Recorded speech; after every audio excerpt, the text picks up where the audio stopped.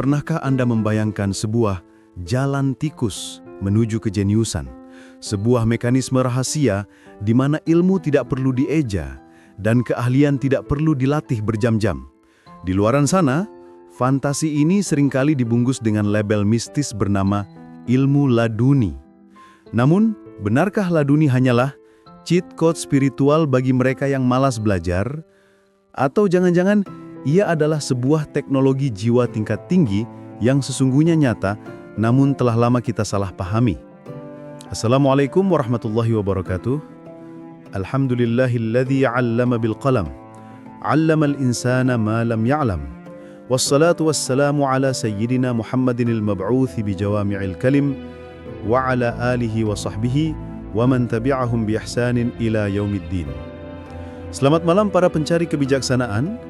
Mari kita awali perjalanan nalar dan rasa kita malam ini dengan sebuah fenomena yang mungkin sering kita dengar atau bahkan pernah terlintas dalam angan-angan kita. Di tengah dunia yang serba cepat ini, manusia modern seringkali terjebak dalam kerinduan akan hasil yang instan. Kita ingin segalanya cepat, makanan cepat saji, perjalanan cepat, kesuksesan cepat, dan tak terkecuali ilmu yang cepat.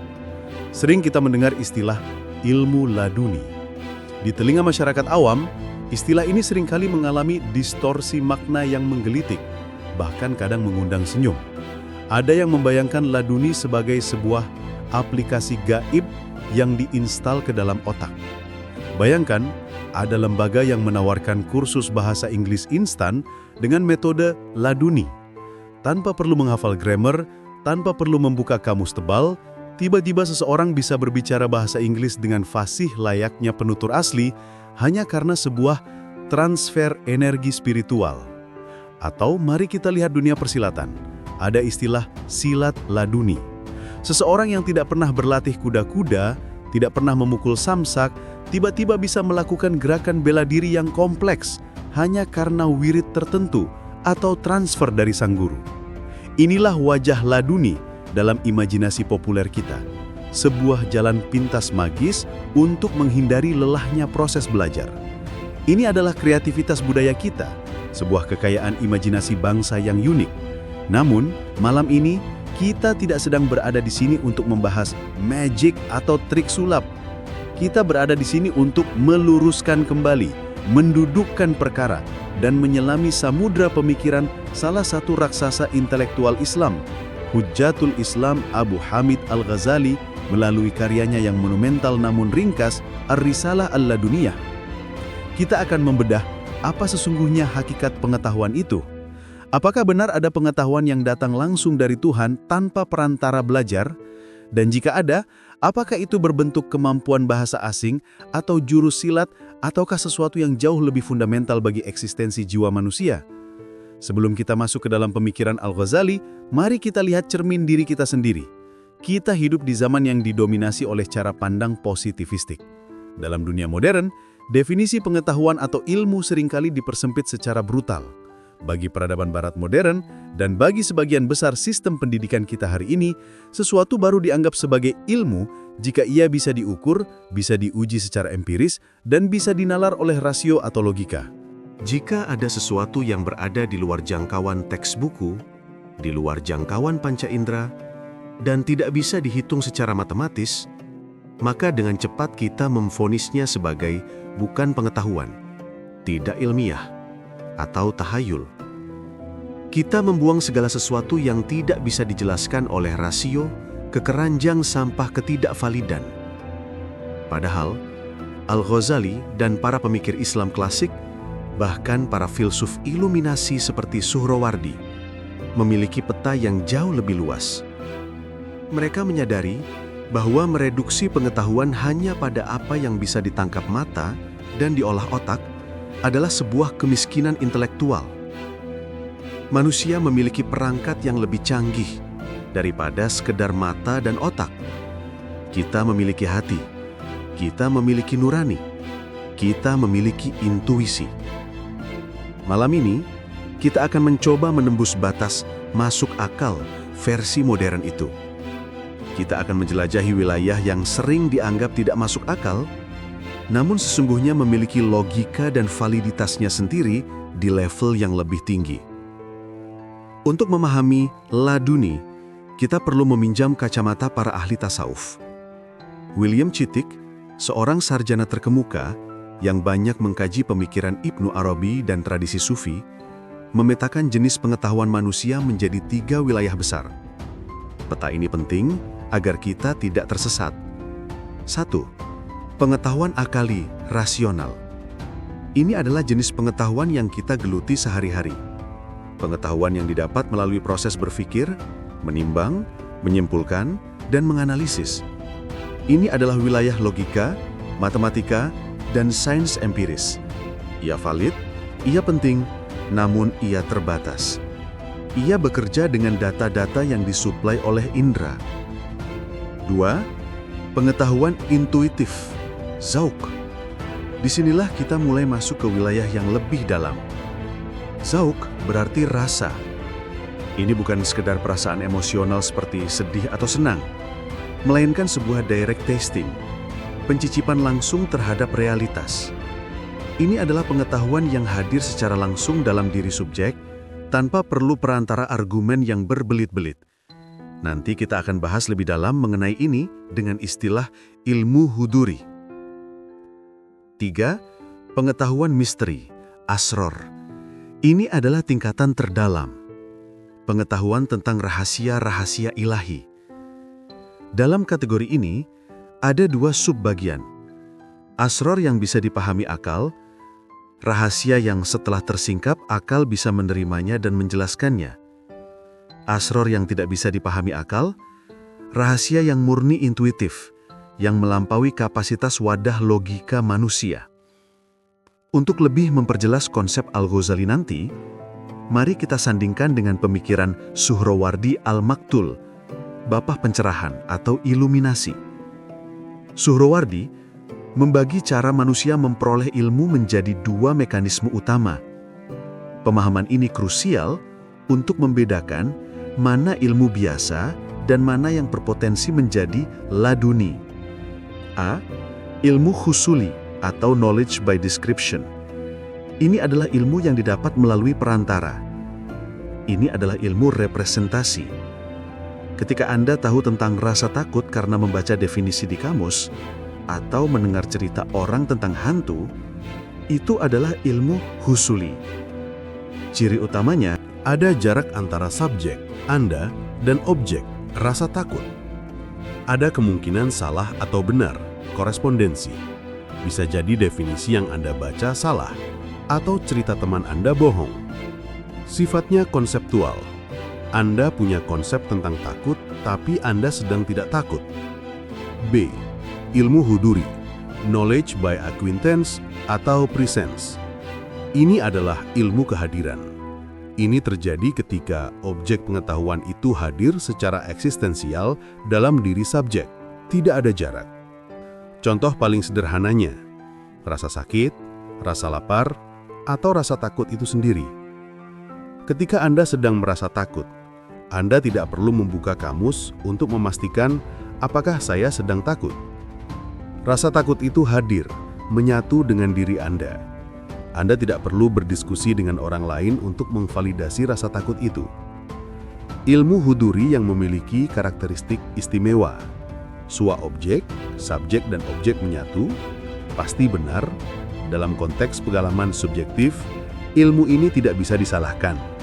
Jika Anda berkata, saya merasa pedas saat makan 1 cabai. Tidak ada profesor yang bisa membantah dengan mengatakan, teorinya 1 cabai tidak pedas. Bagi Anda, itu pedas. Titik. Kebenarannya hadir mutlak bagi yang mengalaminya. Ilmu laduni yang dibicarakan Al-Ghazali, pada hakikatnya beroperasi pada mekanisme huduri ini. Ia bukan hafalan teks, melainkan kehadiran makna ilahiyah langsung ke dalam hati. Seringkali kita bingung membedakan antara intuisi murni, insting, dan wahyu. Dalam psikologi dan filsafat, intuisi memiliki beragam wajah yang sebenarnya sering kita alami, namun luput kita sadari. Immediate apprehension atau pemahaman seketika. Pernahkah Anda tiba-tiba saja terdorong untuk mengambil sebuah buku di rak perpustakaan, membukanya secara acak, dan ternyata di halaman itulah jawaban atas masalah yang Anda pikirkan berbulan-bulan. Itu bukan kebetulan, itu gerak intuitif. Unconscious mind atau pikiran bawah sadar. Seorang supir yang sudah puluhan tahun mengendarai, ketika menghadapi jalan sempit dan macet, ia tidak lagi menghitung berapa derajat setir harus diputar atau berapa sentimeter jarak spion. Ia hanya tahu bahwa mobilnya muat. Pengetahuannya sudah mengendap menjadi insting. Heart intelligence atau kecerdasan hati.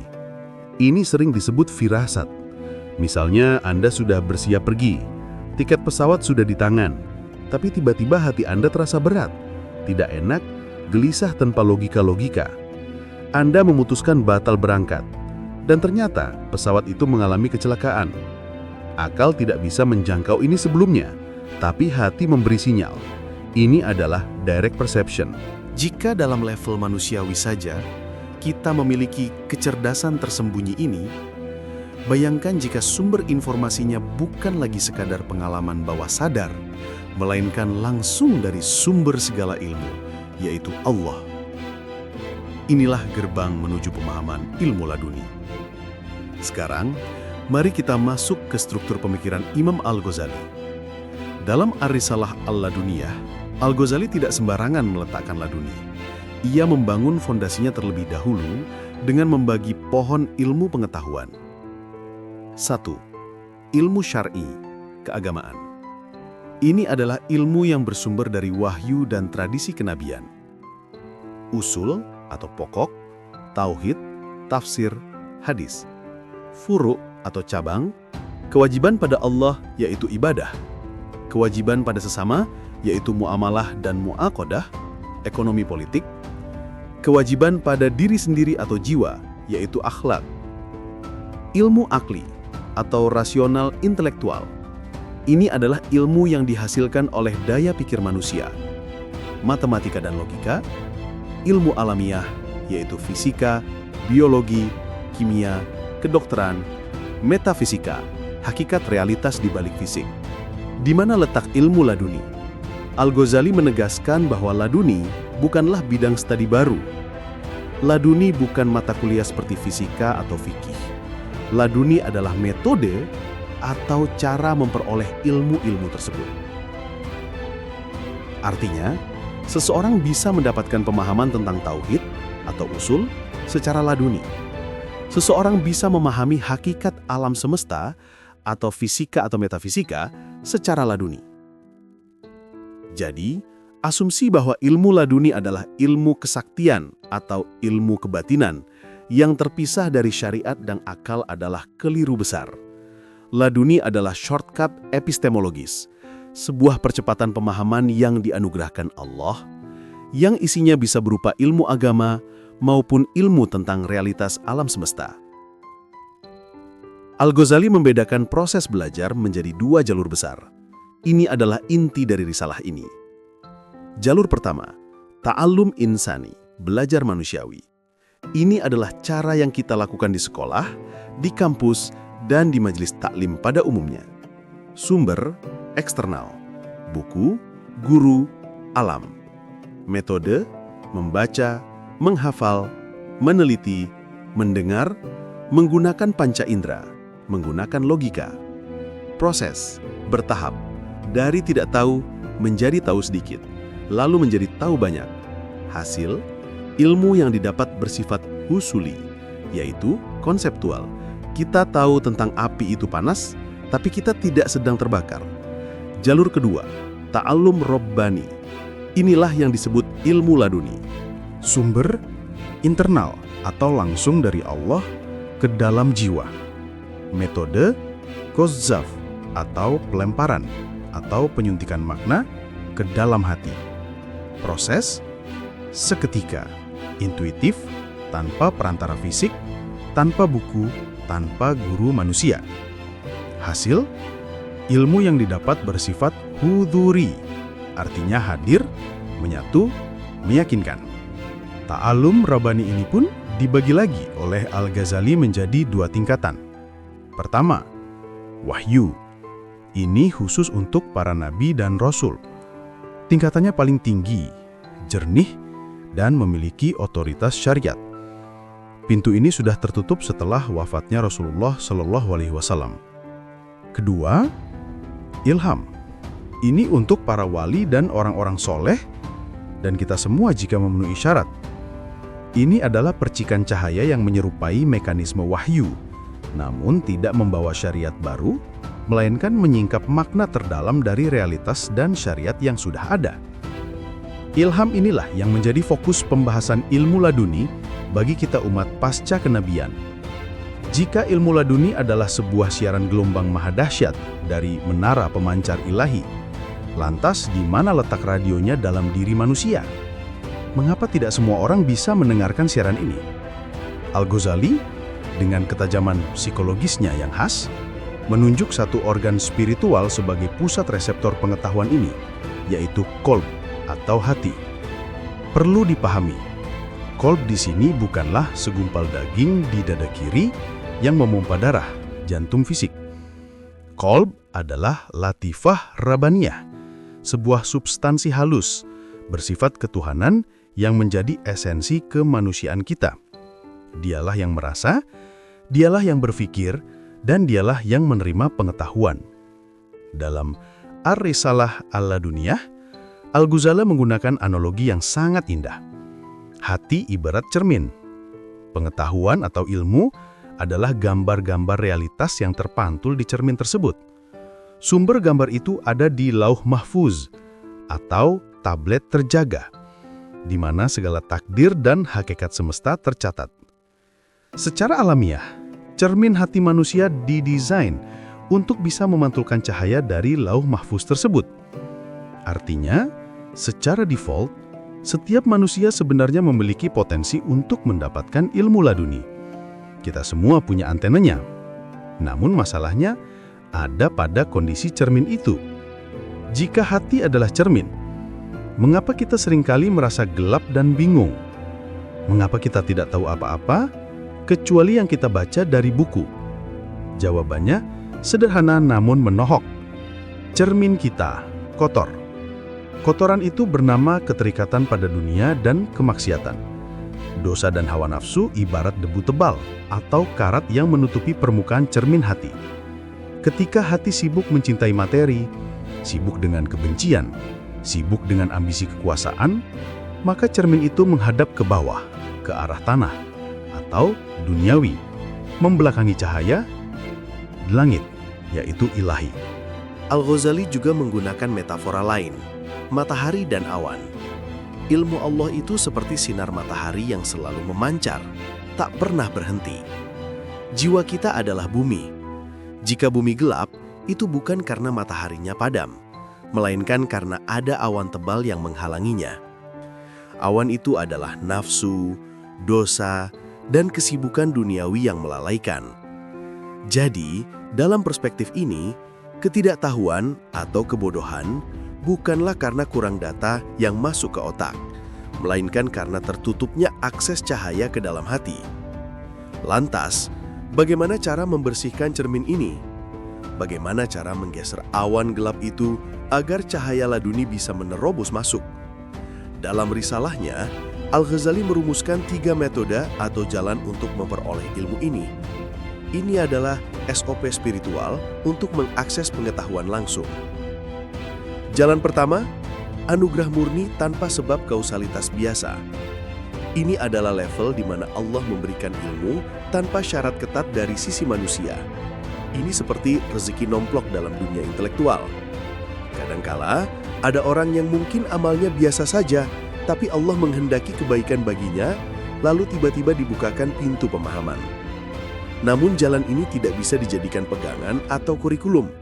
Kita tidak bisa diam saja menunggu undian berhadiah dari langit.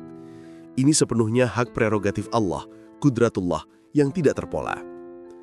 Jalan kedua, riyadhah dan mujahadah, disiplin spiritual. Inilah jalan para sufi, jalan para salik. Jika Anda merasa bukan orang yang beruntung mendapatkan hadiah langsung, maka Anda harus menempuh jalan kerja keras ini. Caranya adalah dengan membersihkan wadah, hati. Tohli, mengosongkan hati dari sifat tercela, sombong, iri, dengki, cinta duniawi. Tahalli menghiasi hati dengan sifat terpuji, sabar, syukur, ikhlas. Ada dua hadis kunci yang sering dikutip Al-Ghazali sebagai landasan metode ini. 1. Barang siapa mengamalkan ilmu yang ia ketahui, maka Allah akan mewariskan kepadanya ilmu yang belum ia ketahui. Logikanya, ilmu laduni adalah bonus bagi mereka yang mempraktikkan ilmu yang sudah ada. Jangan berharap tahu rahasia langit jika syariat dasar di bumi saja tidak dikerjakan. Jangan berharap paham hakikat makrifat jika sholat 5 waktu masih bolong-bolong. 2. Barang siapa yang ikhlas kepada Allah selama 40 hari, pagi, maka akan memancar sumber-sumber hikmah dari hatinya melalui lisannya. Ini adalah tantangan 40 hari. Ikhlas di sini berarti memurnikan tujuan hidup hanya untuk Allah. Tidak mengeluh, tidak pamer, tidak berpamrih duniawi. Jika konsisten selama 40 hari, Allah berjanji akan mengaktifkan sumber air hikmah dari dalam jiwanya sendiri. Jalan ketiga, tafakur, kekuatan berpikir mendalam. Ini menarik, Al-Ghazali tidak membuang rasio. Justru, berpikir yang sangat intens adalah salah satu pemicu turunnya ilmu laduni. Ini adalah jalan para ilmuwan dan filsuf yang salih. Tafakur adalah proses memeras otak, mengerahkan seluruh potensi nalar untuk memahami ayat-ayat Allah, baik di kitab suci maupun di alam semesta. Perhatikan pola penemuan besar di dunia sains. Archimedes menemukan hukum berat jenis saat mandi, Eureka. Newton menemukan hukum gravitasi saat melamun melihat apel jatuh. Keduanya didahului oleh proses berpikir yang sangat keras dan panjang, sampai pada titik buntu, lalu tiba-tiba, ting, cahaya pemahaman itu masuk seketika. Momen aha atau insight dalam sains itu sejatinya adalah percikan kecil dari mekanisme laduni. Allah menghargai kesungguhan akal mereka dengan memberikan jawaban yang dicari melalui intuisi tajam. Jadi, belajar keras, belajar buku, adalah pancingan untuk mendapatkan ikan besar, ilmu laduni. Jangan malas belajar dengan alasan menunggu laduni. Justru laduni seringkali turun kepada mereka yang sudah habis-habisan menggunakan akalnya. Untuk menerima konsep laduni, kita harus memperluas logika kita tentang bagaimana alam semesta bekerja. Ada dua jenis hukum yang berlaku di dunia ini. Yang pertama adalah sunatullah atau hukum alam atau kausalitas. Ini adalah hukum sebab akibat yang standar. Api itu membakar, pisau itu memotong, belajar itu membuat pintar, lompat dari lantai 20 itu mati. Ini adalah area ta'alum insani. Kita wajib menghormati hukum ini dalam kehidupan sehari-hari. Yang kedua adalah qudratullah atau kuasa mutlak Allah. Ini adalah hukum di atas hukum, intervensi langsung dari sang pemilik aturan. Misalnya, api tidak membakar Nabi Ibrahim. Pisau tidak memotong leher Ismail.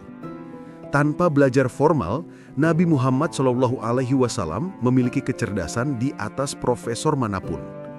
Seseorang selamat dari kecelakaan pesawat yang mustahil.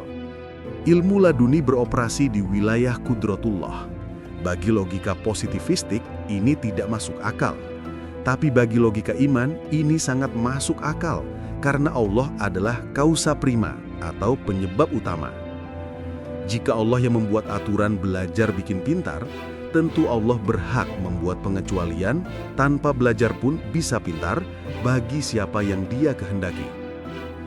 Puncak penjelasan tentang benturan antara ilmu rasional syariat dan ilmu laduni hakikat diabadikan Al-Quran dalam kisah Nabi Musa dan Khidir atau surat Al-Kahfi ayat 65-82. Nabi Musa adalah representasi puncak dari ilmu syar'i dan logika akal. Beliau adalah Rasul Ulul Azmi, pemegang kitab Taurat, dan penegak hukum yang tegas. Khidir adalah representasi dari ilmu laduni dan rahasia, asror. Beliau adalah hamba yang diberi rahmat khusus, rahmatan min indina, dan diajarkan ilmu langsung dari sisi Allah. Wa alamnahu min laduna ilma. Perhatikan dialog mereka. Khidir sejak awal sudah memperingatkan.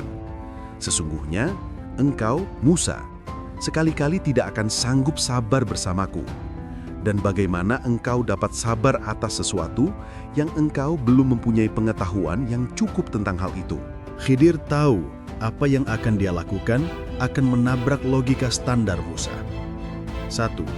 Kasus perahu. Khidir melubangi perahu orang miskin yang sudah menolong mereka. Logika Musa, syariat, ini tindakan kriminal, merusak harta orang yang berbuat baik, tidak masuk akal dan tidak etis. Logika Khidir, laduni. Di depan ada raja zolim yang merampas setiap perahu bagus. Dengan melubangi sedikit, membuat cacat, perahu ini tidak akan disita raja dan nanti bisa ditambah lagi. Ini penyelamatan aset jangka panjang. 2. Kasus pembunuhan anak. Khidir membunuh seorang anak muda. Logika Musa, syariat, ini pembunuhan, dosa besar, membunuh jiwa yang tidak berdosa.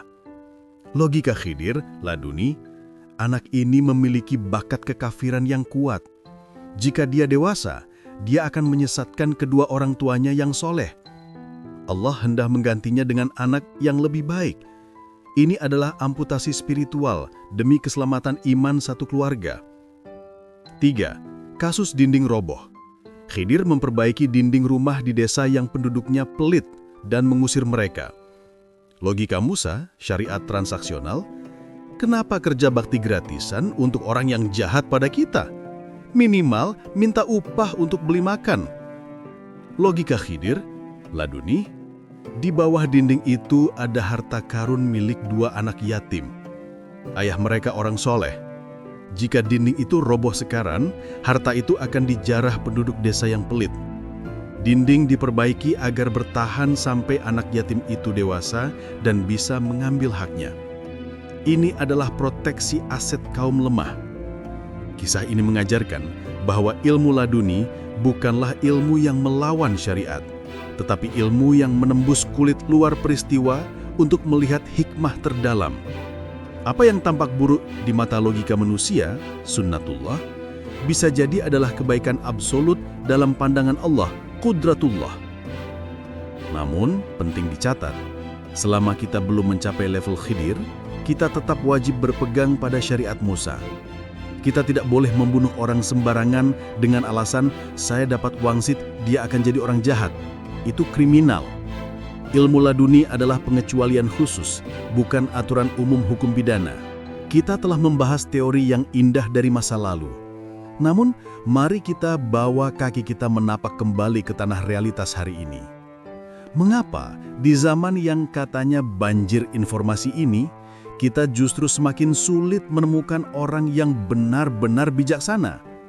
Mengapa ilmu laduni terasa semakin jauh dari jangkauan manusia modern? Masalahnya bukan pada Tuhan yang pelit membagi ilmu, tetapi pada wadah kita yang bocor dan tercemar.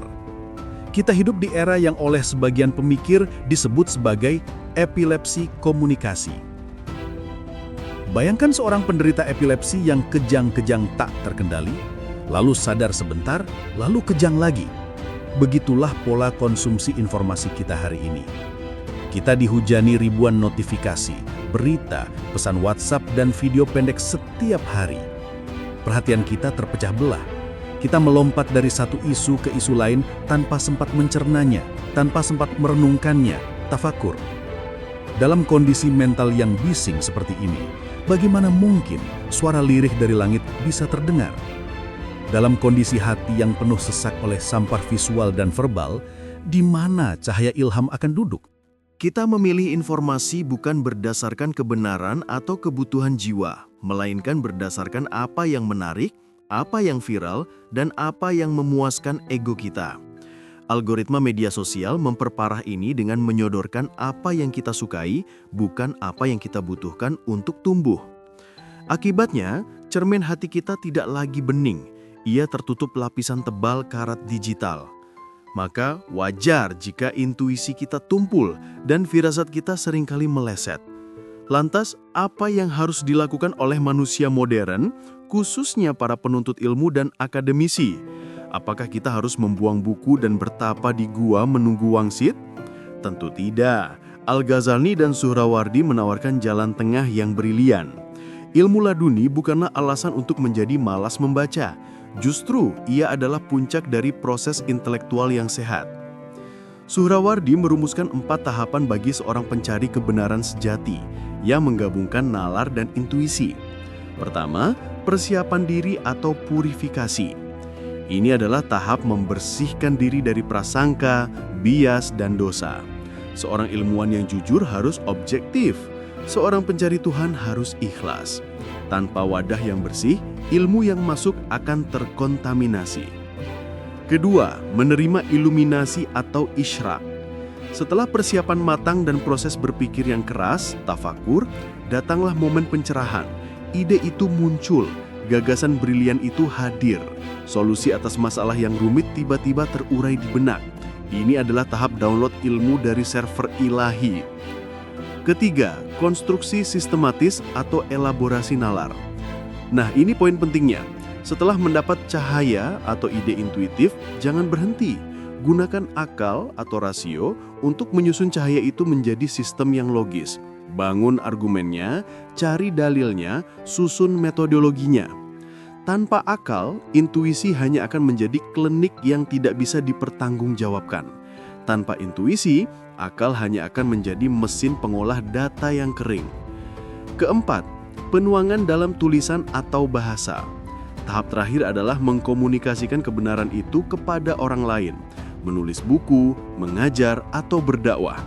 Di sini, ilmu yang tadinya bersifat personal atau huduri diterjemahkan menjadi ilmu publik atau husuli agar bermanfaat bagi peradaban.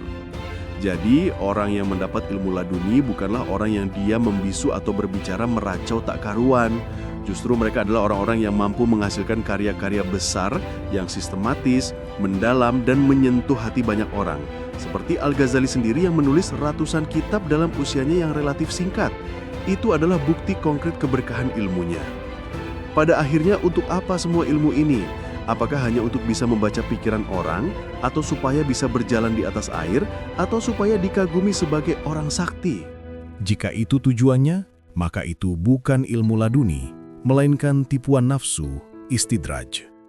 Tujuan tertinggi dari segala jenis ilmu, baik yang syar'i, akli, maupun laduni, hanyalah satu: ma'rifatullah, mengenal Allah. Ilmu fisika harusnya mengantarkan kita pada kekaguman akan desain alam semesta ciptaannya. Ilmu kedokteran harusnya membuat kita bersujud melihat keajaiban anatomi tubuh manusia. Ilmu agama harusnya membuat kita semakin takut dan cinta kepadanya. Ada perbedaan besar antara alim dan arif. Alim adalah orang yang tahu tentang Tuhan. Dia hafal dalil-dalil sifat 20. Dia tahu argumen kosmologis keberadaan Tuhan. Tapi pengetahuannya masih berjarak. Arif adalah orang yang mengenal Tuhan. Dia tidak hanya tahu, tapi dia merasakan kehadiran Tuhan. Baginya, Tuhan lebih nyata daripada benda-benda di sekelilingnya. Ilmu laduni adalah jalan tol menuju derajat arif. Ketika seorang hamba sudah sampai di sini, maka seperti kata Al-Ghazali, Allah akan mengangkat tabir, sehingga ia bisa melihat hakikat segala sesuatu sebagaimana adanya. Ia tidak lagi tertipu oleh kemasan dunia yang fana. Saudara-saudaraku para pencari makna, perjalanan kita menelusuri pemikiran Al-Ghazali tentang ilmu laduni membawa kita pada beberapa kesimpulan fundamental. 1. Ilmu laduni itu ada. Ia bukan mitos. Ia adalah realitas epistemologis yang diakui dalam tradisi Islam. Ia adalah pengetahuan yang hadir langsung atau huduri ke dalam hati yang bersih. 2. Bukan jalan malas. Laduni bukan pembenaran bagi kemalasan intelektual. Ia adalah buah manis dari pohon kesungguhan. Sungguh-sungguh belajar atau sunatullah atau sungguh-sungguh membersihkan hati atau riyadah. 3. Harmoni akal dan hati. Jangan mempertentangkan akal dan hati. Akal adalah raja di bumi yang mengatur logika dan syariat. Hati adalah raja di langit yang menangkap sinyal hakikat. Keduanya harus bekerja sama. Akal tanpa hati buta, hati tanpa akal lumpuh. Kuncinya adalah takwa. Sebagaimana janji Allah dalam Al-Quran, "Wattaqullah wa yu'allimukumullah." Bertakwalah kepada Allah, niscaya Allah akan mengajarmu. Takwa adalah frekuensi yang tepat untuk menangkap siaran ilmu darinya. Sebagai penutup narasi panjang ini, mari kita tundukkan kepala sejenak. Kita sadar, kita adalah makhluk yang terbatas. Panca indera kita sering menipu, akal kita sering buntu. Di tengah samudera kehidupan yang seringkali gelap dan membingungkan ini, kita butuh kompas, kita butuh cahaya. Janganlah kita sombong dengan tumpukan ijazah atau gelar yang berderet di belakang nama. Itu semua hanyalah kulit pengetahuan. Marilah kita mengetuk pintu langit, bukan meminta kesaktian, bukan meminta bisa terbang atau kebal senjata, tapi mintalah hati yang bening. Mintalah jiwa yang mutmainah atau tenang. Mintalah agar Allah sudi membersihkan cermin hati kita, sehingga kita bisa memantulkan sedikit saja dari cahaya kebijaksanaannya. Semoga kita tidak hanya menjadi manusia yang pintar berdebat, tapi menjadi manusia yang mengerti diri, mengerti semesta, dan akhirnya mengerti Sang Pencipta. Semoga Allah mengaruniakan kita ilmu yang bermanfaat, ilmu yang mendekatkan, bukan yang menjauhkan, ilmu yang menjadikan kita rendah hati, bukan tinggi hati. Semoga setetes dari samudra laduninya membasahi kerontang jiwa kita. Wallahu a'lam bishawab. Sampai jumpa di perjalanan pemikiran berikutnya.